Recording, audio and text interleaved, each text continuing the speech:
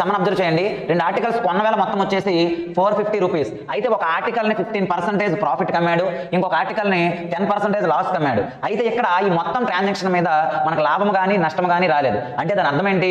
ఒక వస్తువుపై ఏదైతే ప్రాఫిట్ వచ్చిందో, రెండో వస్తువుపై ఏదైతే లాస్ వచ్చిందో ఆ రెండు వాల్యూస్ ఈక్వల్ అని అర్థం. అదే వాడు చెప్పాడు ఇక్కడ, నో లాస్ నో గెయిన్, అంటే లాసు రాలేదు గెయిన్ రాలేదు. అంటే ఫస్ట్ ఆర్టికల్ పైన ఏదైతే ప్రాఫిట్ వచ్చిందో, అంటే ప్రాఫిట్ పర్సంటేజ్ ఆఫ్ CP1 అంటే కాస్ట్ ప్రైస్ 1, అది దేనికి ఈక్వల్ అవుతుందంటే loss percentage of cost price 2 అనమాట.